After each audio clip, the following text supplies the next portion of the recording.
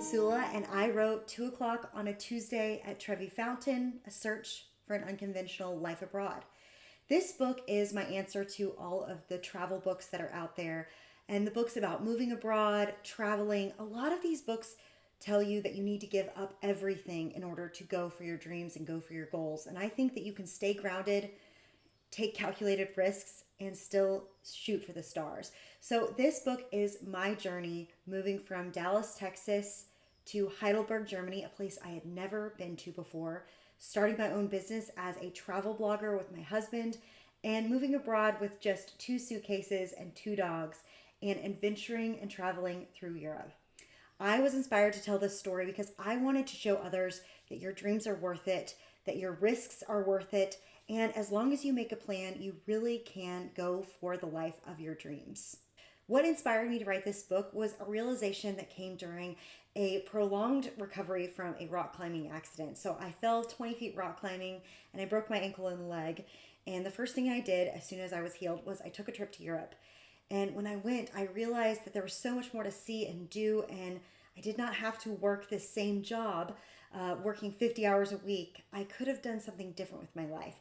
And what I've really learned through writing this book is one small step can absolutely change everything. So I wanted to tell my story that might inspire others to take their own leaps of faith without the fear of losing everything they cherish about your life. You don't have to leave behind friends and family, your dogs.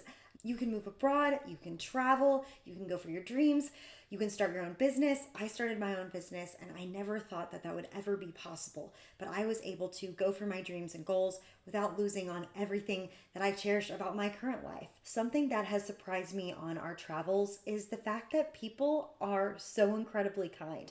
No matter where you go, it does not matter if you speak the language, people are just genuinely kind and helpful and want you to explore their hometown, their city, their country in a meaningful way. Something about travel that captivates me is it's just an incredible learning process. There's so much to learn and see and explore. I feel like moving to Germany, I had a whole history lesson. You know, you go to school and it's like those things don't stick that we learn in the classroom. But when you're in the real world and you're seeing these things in real life, it really impacts you and you really learn more about the culture and also about yourself. A piece of advice that I'd offer someone who wants to travel the world or go for their dreams or lead an unconventional lifestyle while still having a stable life is to make a plan. Your dreams are within reach. It does not have to feel as scary as it seems. The moment that I started taking risks, I started realizing that it didn't have to be quite as scary as I thought. I moved abroad to Germany, a country I'd never stepped foot in before, and I realized there was so much more to life that I could experience and it didn't have to feel scary. So make a plan, make a pro and con list, maybe an Excel spreadsheet, and think about what you really want out of life and ask if your current life is fulfilling you. And then seek out places, people, things that really are going to bring you joy and set your soul on fire. A book that I've read recently that I really love is The Humans by Matt Haig. I love any kind of book that asks us existential questions, and this book really does this in a familiar and funny way when talking about aliens. While this book is about moving abroad and travel, it's so much more than that. It is about going for your dreams, reaching for your goals, and really inspiring you to live an unconventional life, whatever that means for you. This book is really there to inspire you, and I think my story will. Yes, it's a memoir, but it also is my story and tips and tricks in place that will help you live your dream life. Here's a passage from the book. In Paris, every step felt like a story, every stone an architectural masterpiece. How could I see more of the world? I knew now that for me, 10 days off every year wouldn't cut it. As I watched the Eiffel Tower glimmer against the inky black sky, I decided to change my life. I'd travel more and live on my own terms. I had no idea what that meant yet, but I'd figure it out. I sipped €3 wine out of a flimsy plastic cup and felt tears prick my eyes. I looked at Michael on our makeshift picnic blanket, my scarf. He was layering as much cheese as possible onto a piece of roughly torn baguette. Josh was adding more wine to his cup. Now I was full on crying. Michael set down his tower of bread and cheese and cupped my chin in his hands. Despite the dark, I knew he could sense my excitement.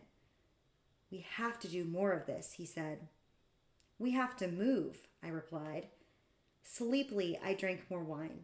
The past 10 days had been a whirlwind of music and lights and history and culture. I wanted more. It was as if this Australian man in a windmill bar had flicked on a light. Maybe life didn't have to be so mundane, so tedious, so many hours of work with only snippets of adventure. Maybe I didn't need to be working overtime in a cubicle in Dallas.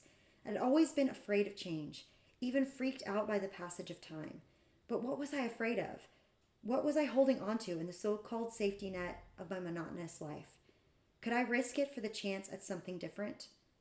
I made a pinky promise with the Eiffel Tower. I was going to find out.